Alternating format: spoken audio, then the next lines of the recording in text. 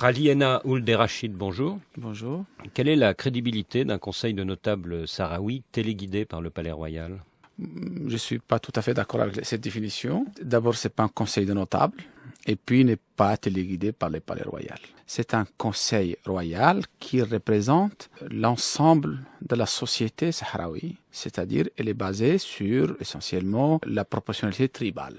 Et la tribu est très représentative au Sahara. Ce conseil n'est pas un conseil élu, certes, mais c'est un conseil qui représente l'essence même de la société sahraoui. Ce sont des personnalités qui sont chefs de leur tribu, qui sont chefs de leur clan.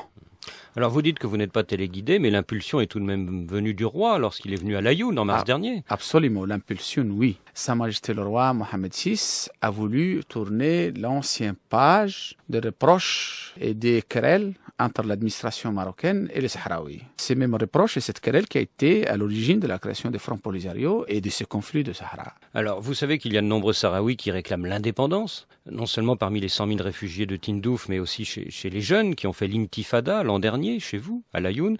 Alors, quelle est votre représentativité? D'abord, il n'y a pas 100 000 personnes à Tindouf. Et les Nations Unies viennent de le dire clairement.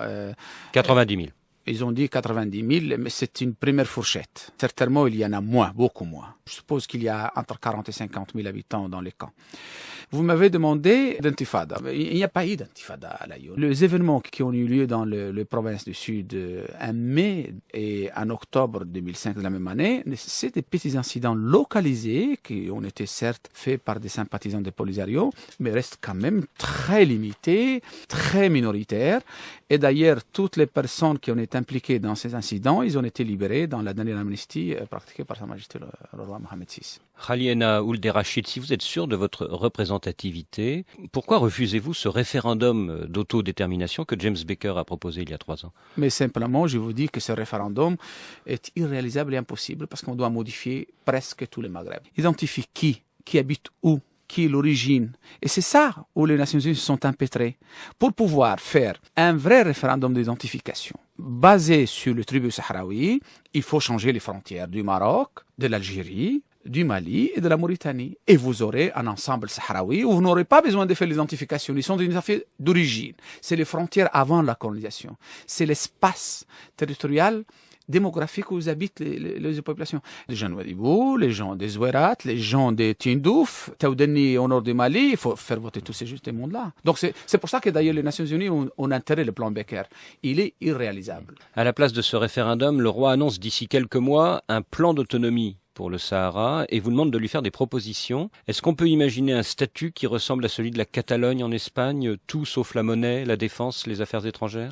Oui, nous allons faire une autonomie à la marocaine, mais inspirée largement des expériences déjà vécues. Et certainement l'Espagne est un bon exemple. Ouais.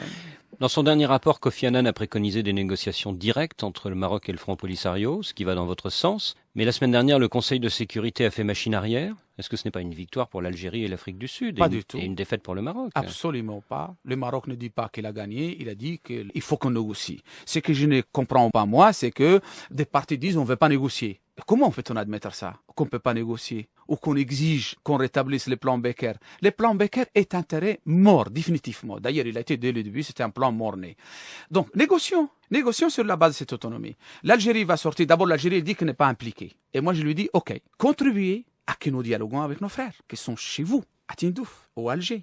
Soyez cool, je dirais aux Algériens, à nos frères. Est-ce que justement le Maroc n'est pas de plus en plus isolé face à une Algérie très riche en pétrole et soutenue aujourd'hui par l'Afrique du Sud?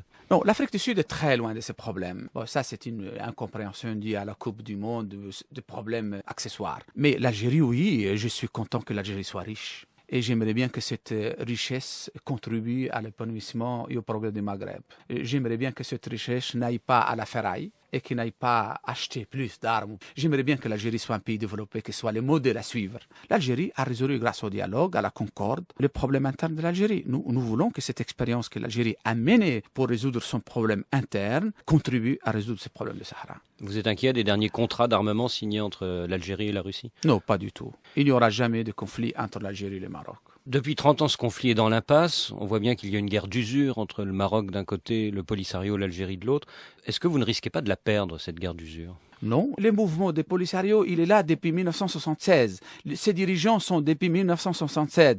L'Union soviétique a disparu, la démocratie est apparue en Afrique, mais par contre, les Front Polisario est toujours le même.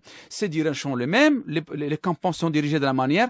Il faut changer cette situation. C'est pas gentil pour Mohamed Abdelaziz, le Non, pas président du du tout. C'est Polisario. mon cousin. D'ailleurs, je lui dis, écoutez, Mohamed, venez, vous pouvez parfaitement bien si vous gagnez les élections et nous, on va vous aider à les gagner. Venez diriger un vrai pouvoir, une vraie entité, l'autonomie à l'intérieur du Royaume du Maroc.